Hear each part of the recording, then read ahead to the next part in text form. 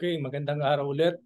Pagpapatuloy natin yung discussion tungkol sa isinulat ni Plato. Ngayon naman, pag-uusapan natin yung klasikong teksto ni Plato na may pamagat na Politeia, no? Pero hindi natin mapag-uusapan yung buong libro, ano? Kasi mahaba 'yon.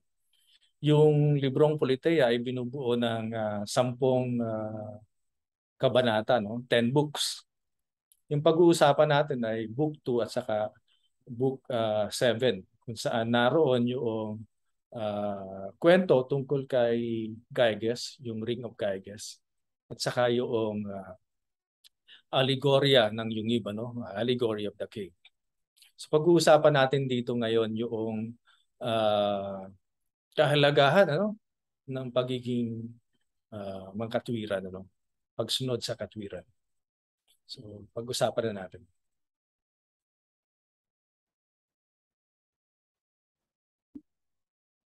Katulad ng binanggit ko, ang pamagat ng libro ni Plato ay Politeia. Usually tinatranslate sa English as Republic, ano? Parang hindi faithful, ano? Kaya siguro pinanatili na lamang ni Ferriols yung salitang Politeia. Okay? Politeia, parang politics eh. Republic sa English. Sa Book 2, pag-usapan natin yung Book 2. Dito sa book 2, may eksena kung saan nag-uusap si Socrates at si Glucon. Alalahanin natin sa mga dialogues ni Plato, ginagamit niya ang character, ano? Ginagamit niya ang character si Socrates, ano? Pero kung babasahin niyo yung Politeia, ang pag-unawa doon kapag ang nagsasalita ay si Socrates, yan yung konsepto ni Plato. Kasi kaya ang tawag kay Socrates, mouthpiece of Plato. Ano? Kapag gusto niyang sabihin yung kanyang pananaw, yung character ni Socrates ang kanyang ginagamit. Ano? Kapag ginagamit niya yung ibang mga character, katulad ni Glaucon, Thrasymachus, okay, at marami pang iba, uh, uh, ito yung mga pananaw ng ibang mga kontemporaryo, ibang mga kapanahunan niyang philosopher, no? Ganun kagaling si Plato. Uh, Kahit yung mga pananaw ng mga nagki-criticize sa kanya, no? Alam niya, kabisado niya at kaya niyang i-articulate ng minsan mas malinaw pa nga kaysa kung paano i-articulate ng mga uh, uh, kritiko niya nung panahong iyon. So dito sa tagpong ito, nag-uusap si Glaucon at saka si Socrates, ano? Tanong ni Glaucon, Socrates, talaga bang gusto mong himukin kami na sa lahat ng paraan ay mas mabuti ang makatarungan kaysa di makatarungan? O mukhang sophist ka rin? Baka naman napipersuade mo lamang kami. Yan ba ay katotohanan o persuasion lamang? Nalilito si Glaucon sa kaibahan ng katarungan at di katarungan. Talaga bang mas mabuti sa tao ang katarungan kaysa di makatarungan? Justice, unjust, parang di makatarungan? Dahil may mga pagkakataon na lalong nagiging matagumpay, di ba? Ito mahirap na katanungan ito, ano? Dahil may mga pagkakataon na lalong nagiging matagumpay ang taong di makatarungan. Sa kabilang banda, karamihan sa mga taong mas pinipili ang katarungan ay ginagawa ito ng may pagtitiis. Ibig sabihin, kailangan kasi para sa magandang imahen sa publiko. Come to think of it, talaga bang mas favorable sa tao yung pagiging makatarungan? Ano? O ginagawa lamang noong mga tao yung pagsunod sa katarungan dahil natatakot sila halimbawang makulong? Okay. O kaya, dahil natatakot tayo mapunta sa impyerno. Di ba? So punishment yung kinatatakutan natin. Hindi natin ginagawa yung mga bagay na makatarungan for itself. Okay? Rather, we do it for the sake of its consequence. So consequentialist tayo. Okay? Sinasabi ng iba ni Glaucon na nagsimula ang konsepto ng katarungan sa pag-usbong ng isang pangangailangan para makipagkasundo na hindi gumawa ng di makatarungan para hindi dumanas ng kawalang katarungan. Diba? Ito yung social contract theory. Ano? Kung saan hindi tayo gagawa ng di makatarungang kilos para hindi rin tayo gawan ng di makatarungang kilos. So gumawa ng isang lipunan at sa loob ng isang lipunan, meron tayong social contract. Ano? Meron tayong social contract. Dahil dito, nagsimulang gumawa ng mga batas at mga kasunduan. At ang tinatawag na makatarungan ay ang kilos na batay sa batas. Hindi gagawa ang mga tao ng mga di makatarungan o di nababatay sa batas dahil gumawa ng mga parusa ang lipunan sa sino mang lalabag dito. Sa makatuwid, napipilitan lamang ang nagsasagawa ng katarungan o sumusunod sa batas na nilikha ng lipunan. Hindi dahil gusto nila ang katarungan at ayaw nila sa di makatarungan. Kumbaga, walang makatarungang tao na kusang loob. Yun ang sinasabi ng mga relativist ng panahon ngayon, di ba? Okay. So ginagamit ni Plato yung karakter ni Glaucon para ipaliwanag yung isang pananaw ng mga intelektual noong panahon ngayon. Ano? Hindi kaya ang paggawa ng kabutihan, hindi kaya ang paggawa ng makatarungang kilos ay hindi naman kusang loob, ano? Napipilitan lamang kasi ayaw nating maparusahan eh. Okay? Dahil gusto natin ng magandang reputasyon. Dahil gusto natin ng magandang pakiramdam. Kapag tayo nakakagawa ng kabutihan, masarap sa pakiramdam. Ibig sabihin, ani Glaucon, hindi ito kusang loob. Gumagawa ng katarungan dahil napipilitan lamang. Dahil dito, nakabuo ng isang hypothesis si Glaucon na nagsasabing walang taong makatarungan dahil sa sarili nito. Hindi may mga tao, walang tao, ano? Walang taong makatarungan per se. Para mas maipaliwanag ang kaniyang sapantaha, nagbanggit si Glaucon ng isang thought experiment. Ito yung kwento tungkol sa singsing ni Gyges. Ang pahintulot na binabanggit ko ay makatutulad sa kapangyarihang iginawag kay Gyges. Ang ninuno ni Gyges ay Lydian. So taga Lydia, no? Sabi nila, isa siyang pastol na naglilingkod sa hari noon ng Lydia. Dumating ang isang kalamidad. Dumating ang isang unos. Pag sinabing unos sa Filipino, no? Ito yung mahabang tag-ulan, siyam-siyam, ano? Dumating ang isang unos. Hindi lang basta bagyo. Mahabang panahon ng para lang tayo magka-image noong kwento ni Plato tungkol kay Gyges. Dumating ang isang unos, ano? At isang lindol. So dahil doon malambot yung lupa, nabiyak ang lupa at bumuka ito sa puok na pinagpapastulan ni Gyges. Nakita ito ni Gyges, nagtaka at nilusong yung crack. Doon nakakita siya ng maraming hindi pangkaraniwan, ano, pangkagilagilalas na bagay sang-ayon sa istorya. At partikular ang isang kabayong bakal na hungkag at may mga bintana sa tagiliran. Pinasok niya ito at nakakita ng isang bangkay. Sa ayos nito, hamak ang laki kaysa sa tao. Mas malaki kaysa sa tao. At walang kasuotan maliban sa isang gininto ang singsing sa kamay na kinuha ni Gyges at saka lumabas. Nakaugalian ng mga pastol na magdaos ng buwa ng pulong upang iulat sa hari ang kanilang alagang kawan. Dumalo siya sa ganitong pulong na suot ang singsing.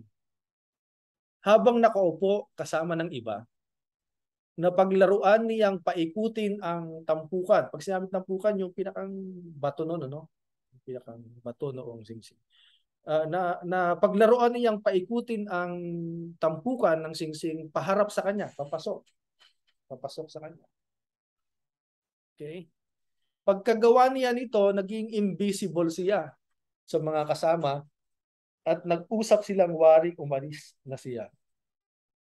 Nagulat siya at pinihit muli ang tampukan palabas at sumipot ulit siya. Naging visible ulit siya. Sinubok pa niyang ulit-ulitin ang pagpihit sa tampukan upang mabatid kung may kapangyarihan ng singsing.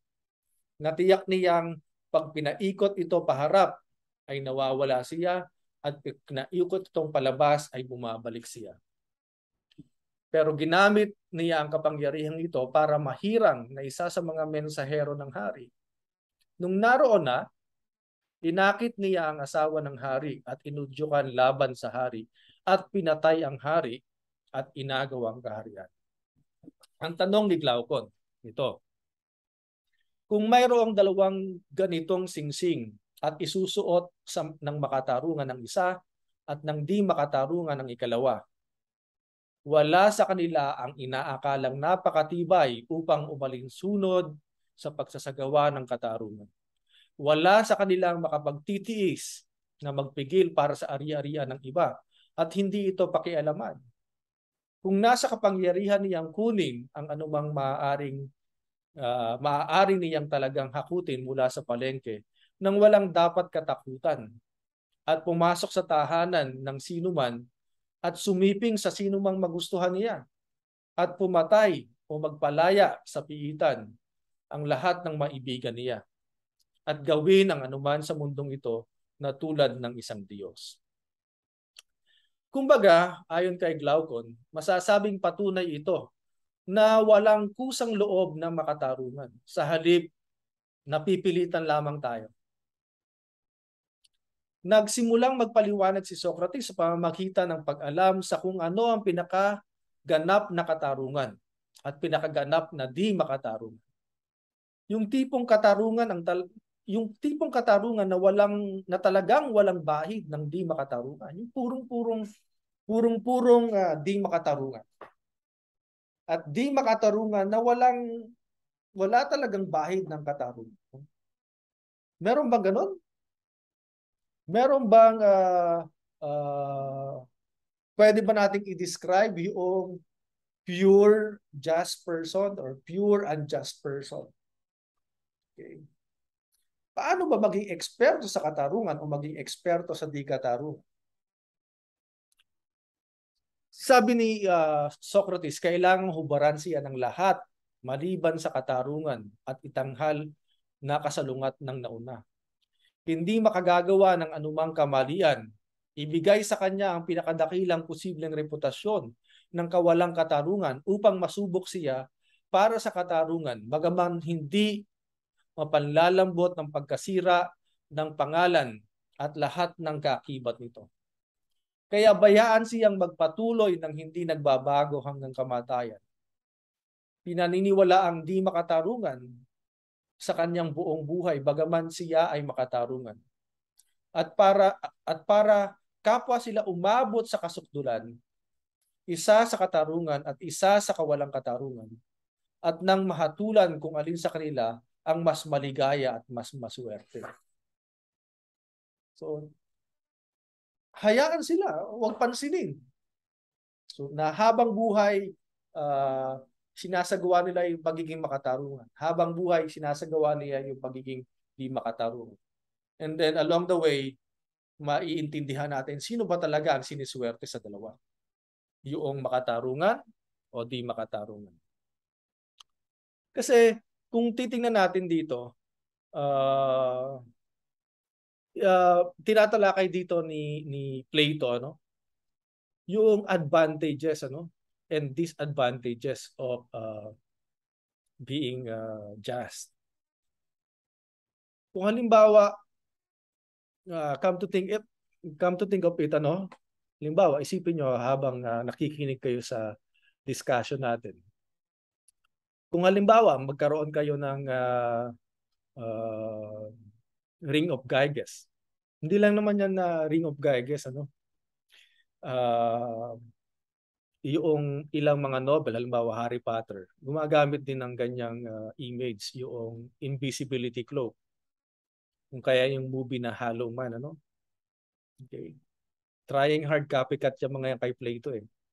Tema na yan sa Republic, ano? Ano bang ibig sabihin noong ring of Gyges din? Yung power to become invisible at will.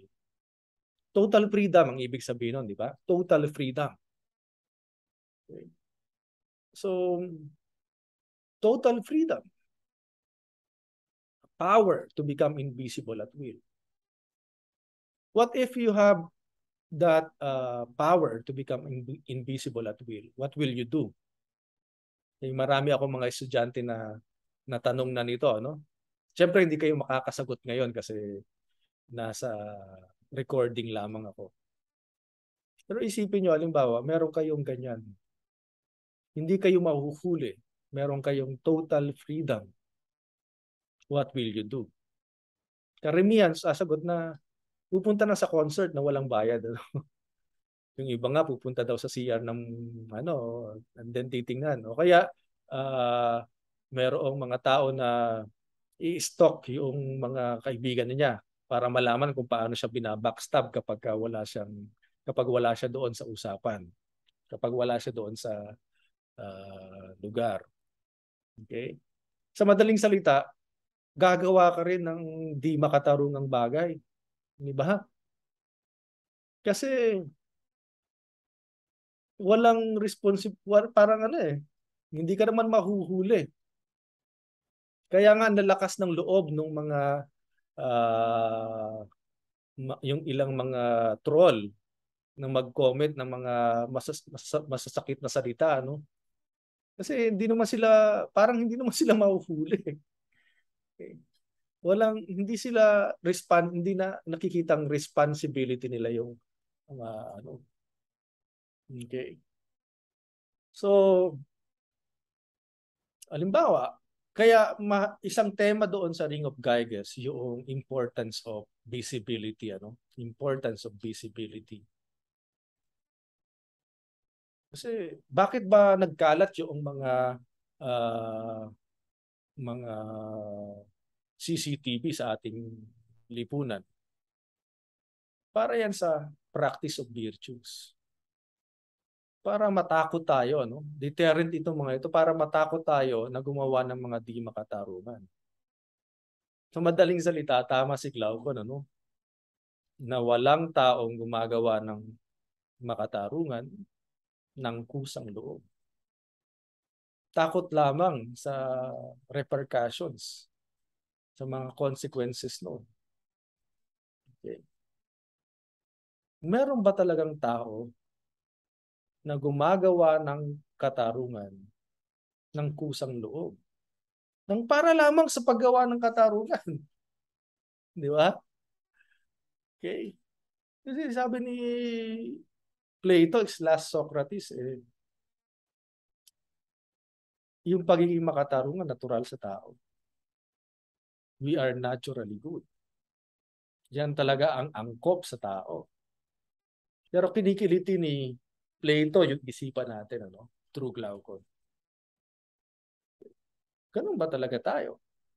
Ano ba ang silbi ng paggawa ng mabuti? Ano ba ang silbi ng paggawa ng katarungan? Pagsunod sa katarungan. Pagpatuloy natin. Inusisa rin ni Glaucon kay Socrates kung ano ba ang klase ng buhay na naghihintay sa taong makatarungan at sa taong di makatarungan.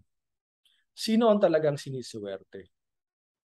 Sino ang mas ikinagalang? Sino ang mas tinitingala? Sino ang mayroong kapangyarihan? Medyo lobat na ako, bibilisan ko na yung discussion. Tinalakay naman ni Adeimantus, kapatid ni Glaucon, ang konsepto ng reputasyon na may kaugnayan sa paggawa ng katarungan. Maraming tao raw ang gumagawa ng mabuti para sa reputasyon at hindi para sa kabutihan mismo. Ang pagkakaroon ng mabuting reputasyon ay makapagdudulot ng maraming mabubuting bagay tulad ng magandang trabaho at marami pang iba. Binanggit din ni Adeimantus ang aral mula sa mararangal na makatang si Hesiod at Homer. Pinagpapala raw ng mga Diyos ang taong makatarungan. Pinarurusahan naman ang di makatarungan. Sa makatuwid, ang matunog na, na dahilan ng paggawa ng katarungan ay dahil sa reward, sa premyo na makukuha dahil dito at dahil sa takot na maparusahan. Binanggit din ni Adeimantus ang mentalidad na nagsasabing ang mga di makatarungang bagay ay mas kapakipakinabang kaysa makatarungan sa kalahatan. Ang mga masasamang tao na mayaman at humahawak ng kapangyarihan ay tinatawag nilang maligaya. At handa silang parangalan ang mga taong ito ng kusa sa publiko o sa pribado. At sira ang puri at kamuhian ang sinumang mahina at dukha, bagaman tatanggapin nilang nakahihigit ang mga ito sa nauna. Kung minsan, naririnig din natin ang sinasabi na gumagamit ng tukso ang Diyos para subukin ang taong mabuti. Mahirap na nga ang paggawa ng mabuti, lalo pang pinahihirapan ng Diyos ang taong mabuti sa pamamagitan ng pagbibigay sa kanila ng kasawian at masamang buhay. Sabi nga, mahirap ang daan patungo sa kabutihan. Napakaalwa naman masumpungan ang kasamaan. Ang sinasabi nila, ang maging makatarungan ay walang pakinabang, walang idudulot kundi pawang pagkalugi, pagod at problema. Pero kung magagawa kong matawag na makatarungan, maski hindi naman, sinasabi nila magtatamasa ako ng buhay panlangit. Ngayon ang tanong, bakit kailangan maging matuwid? Bakit kailangan sundin ang katwiran? Okay. That's the question of the day, no? Pero kung makikinig tayo kay Plato, okay, tatanungin niya tayo pabalik, bakit kailangan may kontrol sa sarili sa halip na maging alipin ng ibang pagnanasa? Okay. Hindi ba mas makatao? Mas angkop sa tao yung may control ka sa sarili kaysa alipin ka ng pagnanasa sa kwarta, pagnanasa sa reputasyon. Mas gugustuhin mo bang mamayani ang halimaw sa loob mo, no? Yung evil sa loob mo. Kung itatanong natin kay Plato kung bakit kailangan maging mabuti, sasabihin niyang walang kwentang tanong iyan. Bakit? Dahil mabuti ang tunay na tao. No? Nakalimutan lamang niya. No? Alalahanin natin para kay Plato, ang totoong tao ay yung kalooban, yung soul, yung psyche. Yung katawan para kay Plato ay kulungan lamang ng psyche. Ano? Ang totoong tao ay yung kalooban, yung kaluluwa. Iiwasan kong gamitin yung kaluluwa kasi magtutunog relihiyoso. No? Yung mentalidad, yung psyche, yun ang totoong tao para kay Plato. Saan nakatira ang taong ito? Ang taong ito ay kabilang sa world of ideas, world of forms. But because of the shock of rebirth, dahil sa ating pagka-imprison sa katawan, okay? We forgot everything. We became oblivious of what we know. Because in the world of ideas, in the world of words, we know everything. Alam natin ang lahat. We know what is good. We know what is true. We know what is beautiful. But because of the shock of rebirth, dahil tayo ay napasa katawan, okay? Dahil tayo nakulong sa katawan, nakalimutan ng tao yung mabuti, totoo, maganda. Kaya para kay Plato, ang karunungan, ang pagkakamit ng karunungan ay anamnesis. Anamnesis. It's a Greek term for remembering. Remembering. Okay. Remembering. Paano itong remembering na ito? Ano yung proseso ng remembering na ito?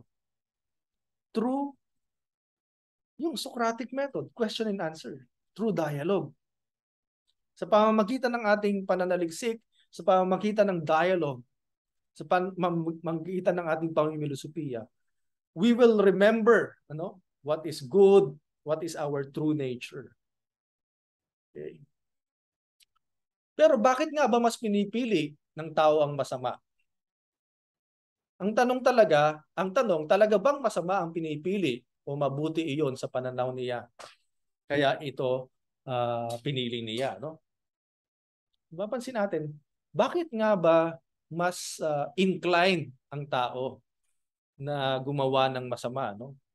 Pero sasabihin ni Plato, akala niya ba talaga yun ang masama kaya niya pinili yun? Hindi. Lahat tayo inclined to do what is good according to Plato. Lahat tayo may inclinasyon. Ang ating hilig ay piliin ang mabuti. Okay. Pero nagkakamali lamang tayo sa estimation of what is good. To estimate what is good. Sabi nga, no one chooses to do evil knowingly. Okay? Come to think of it, let's say, itong klase natin, tayo ang may tuturing na pinakang masasamang tao sa buong mundo. Masasamang ugali sa buong mundo. Tayo yung magnanakaw and so on. Halimbawa, ang leader ay isa sa atin. Sasabihin ba nung leader, huwag kang magsisinungaling sa akin, ano? So, alam pa rin nila yung mabuti. Kahit pa siguro sila Satanas, yung grupo nila Satanas, grupo na yan ni na Hitler, ni na Satanas, ni na Judas. Mag-isip ka na ng pinakamasamang tao na maiisip mo. Inclined pa rin yan to do what is good. Kasi sasabihin niya sa mga kasama niya, huwag kang magsisinungaling sa akin, huwag mo akong itututay.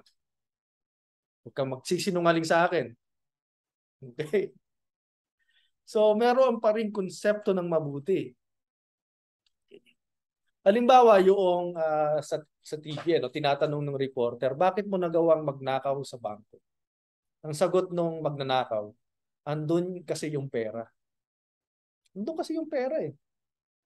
Kasi, ipinakikita nito yung punto, naniniwala yung robber na pera ang sukdulan ng kaligayahan ng buhay. Kaya gagawin niya ang lahat ng makakaya niya para makuha ang itinuturing niyang kaligayahan. Sa makatuwid, ang problema ay yung maling estimasyon sa mabuti. Lahat inclined to do what is good. Kaso nga lamang, meron tayong iba't ibang estimasyon. May iba't ibang pagtingin kung alin nga ba ang mabuti. Minsan naandun tayo sa pagtingin na pera ang mabuti. Pero pinili pa rin niya mabuti. Pinipili pa natin ng tao ang mabuti, pero nagkakamali lamang tayo, malimit sa pag-aakala ng mabuti. Paano nga ba maliliwanagan sa totoong mabuti? Yan ang connection sa Politeia, sa Book 7 ng Politeia. No? Anong paraan para maintindihan natin kung ano ang sadyang mabuti? Para hindi tayo nagkakamali ng estimasyon sa mabuti. Dito, gumawa ng isang kwento si Socrates, yung alegorya ng yungib. Okay. Sa istorya, may isang grupo ng mga bilanggo na buong buhay nila ay nasa loob ng isang yungib, kung saan nakagapos ang kanilang lieg at mga kamay para isang parte lamang ng yungib ang kanilang nakikita. Okay. One-sided.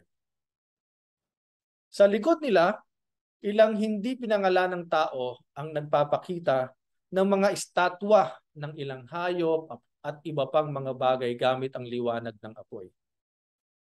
Kaya nga lamang hindi nakikita ng mga bilanggo ang apoy at mga artipisyal na bagay. Mga anino lamang ang nakikita nila na para sa kanila, ito na talaga ang kabuuan ng realidad. Okay. Sino itong mga puppeteers na ito sa ating kasalukuyang panahon? Television, religion, schools, okay? Social media, Facebook, Twitter, TikTok. Okay? Ito yung mga propaganda. Sino ba yung mga nagpapakita ng mga shadows, mga doxa? Okay. Ngayon, isipin na lamang raw na mayroong isang bilanggo na nakatakas o nakalaya. Okay, si Socrates yun, si Socrates. Isipin na lamang daw na mayroong isang bilanggo na nakatakas o sabihin na nating nakalaya. Sa una, hindi maintindihan at nakasisilaw ang liwanag ng apoy. Masakit sa mata. Gano'n naman talaga eh. Kapag naliwanagan ka, kapag nalaman mo yung totoo, masakit sa una yung totoo.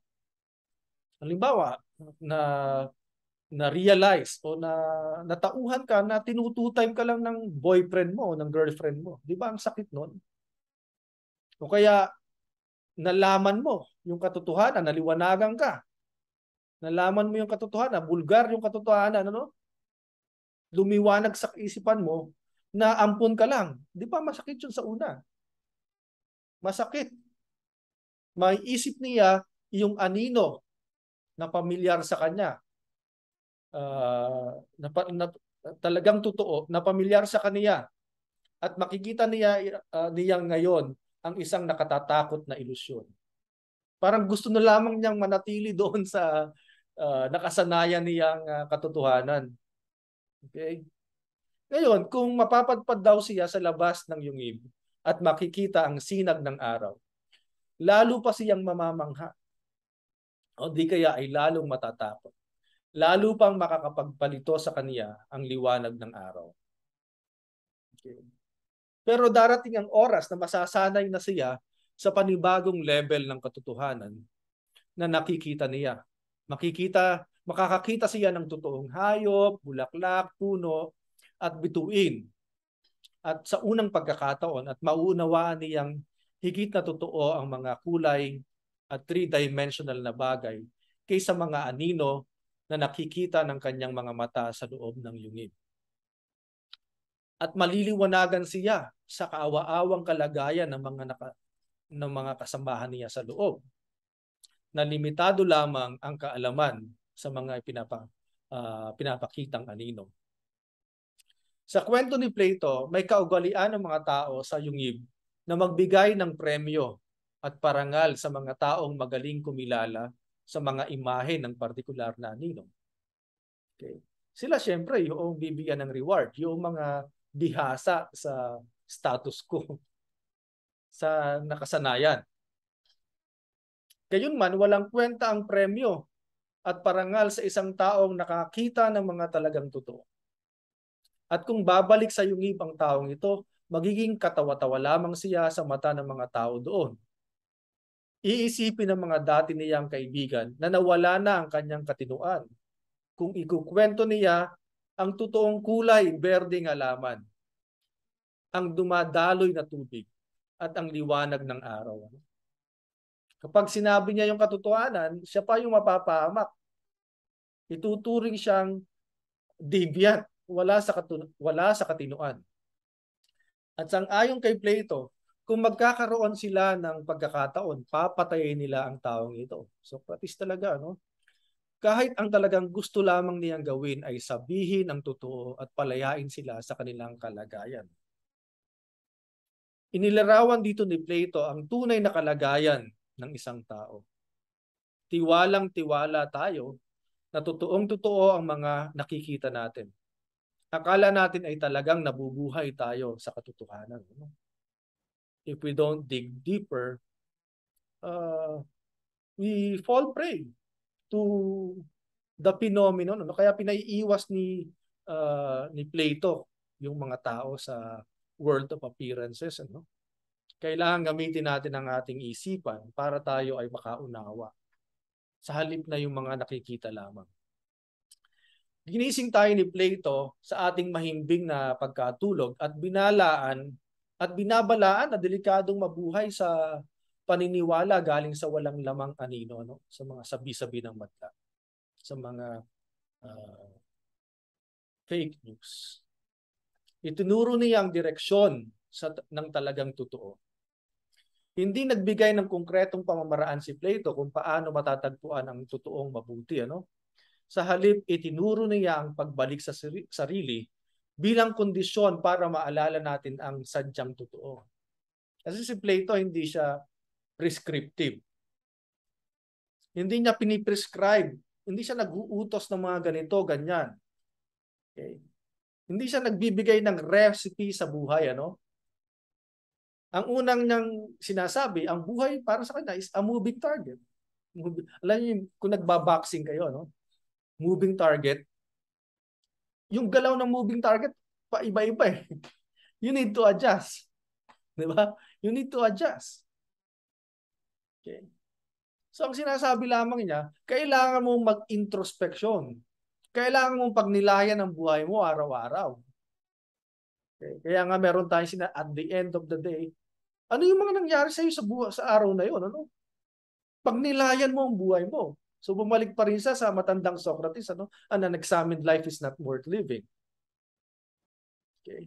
So sa pamamagitan ng pagbalik sa sarili, reflection, pagbalik sa sarili, pagtiklop muli ng mga karanasan, okay. Maiintindihan mo yung sadyang totoo.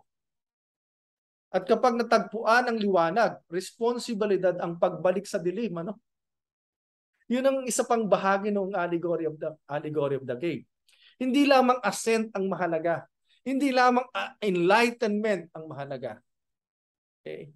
Mahalaga pa rin parte ng allegory of the cave, yung pagbalik, yung descent, yung pagbalik sa dilim upang imulat yung mga naroon sa mundo mo. Okay. Hindi pansarili ang katotohanan. Ang pag-alam sa katotohanan, ang misyon ng pag-alam sa katotohanan ay hindi pansarili lamang. Kailangan mo rin itong sabihin sa iba. Kapag halimbawa nakadiscover ka ng cure halimbawa sa COVID, sa AIDS halimbawa, hindi pwedeng sarilinin yung katotohanan. Kailangan you have the moral responsibility to share it to the community. Okay. So, hindi sinasabi ni Plato, kapag natagpuan ang liwanag, responsibilidad ang pagbalik sa dilim. Hindi para mabuhay muli sa kasinungalingan, kundi para paglingkuran ang liwanag, ang katotohanan, para maging liwanag sa dilim.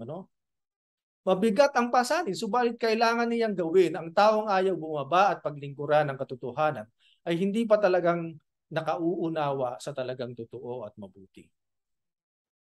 Ang taong nakatagpo ng mabuti o natagpuan ng mabuti, interchangeable, ay walang magagawa kundi isabuhay ito at mamuhay ayon dito. Ang katotohanan ang nagpapakilos sa kanya. Ay bumalik tayo. Why? Bakit kailangang maging makatwiran? Maganda itong sinasabi ni Pepe Jokno, isang dating senador. Tuloy tatay ito ni Chel Jokno, yung tumatakbong senador ngayon, na 2 beses nang natalo. So, ayon kay Pepe, top notcher ito sa bar exam, accountant. Okay. So, may magandang sinabi siya dito na may kaugnayan sa ating question. So bakit ba kailangang may prinsipyo? Bakit ba kailangang sumusunod sa katwiran? Sabi ni Kapepe, depende ito sa pananaw mo sa buhay.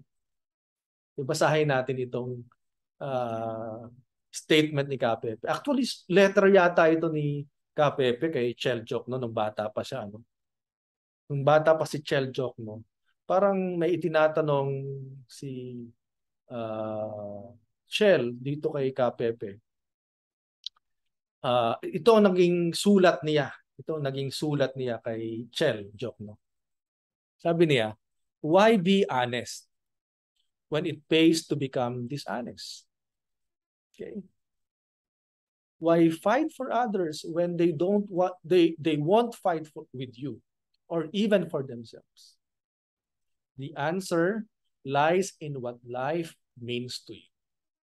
If life means having a good time, money, fame, power, security, then you don't need principles. All you need are techniques.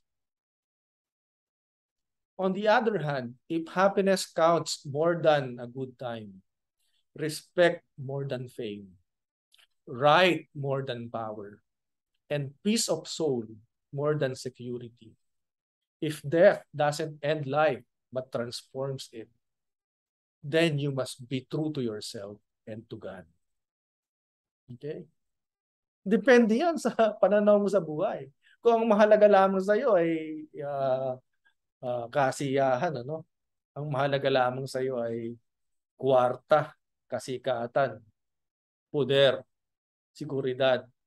Eh, doon ka na lang sa commerce and doon ka mag-aral ka na lamang ng pagpapayaman ng technique. Pero kung ang pananaw mo sa buhay ay hindi natatapos sa buhay na ito. Kung ang pananaw mo halimbawa ay mas mahalaga yung kaligayahan kaysa sa pansamantalang kasiyahan, no? Peace of soul more than security. Then you need principles. Kailangan mo ng mga pangkakapitan sa buhay. At iyan ang itinuturo ni Plato, ano? Nauwi rin siya doon sa itinuturo ng Socrates sa Apologia. Sabi ng Socrates sa Apologia, mas mabuti pa ang maapi dahil sa mabuti kaysa mang-api. Bakit? Sapagkat iyan ang angkop sa tao. Ano yon?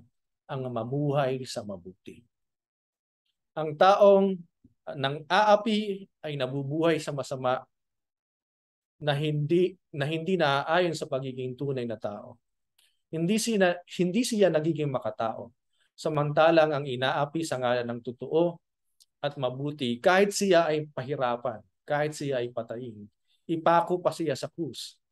Sabihan ng masasakit na salita, pagtawanan, walang kayamanan, tao pa rin siya sa mayamang kahulugan ng salitang tao. Okay. So yun yung ating discussion sa Politeia ni Plato. Mahabang discussion dapat yung ating gagawin diyan, pero kulang tayo sa panahon dahil tayo ay nasa isang intensive course. Okay? So ang susunod nating discussion ay yung mga bagay na kinakailangan nating para sa pagkakaroon o paghahasa ng ating critical thinking. So basahin niyo yung susunod na selection, yung fallacies, yung readings na ni F.P.A. Dimiterio. Okay, maraming salamat.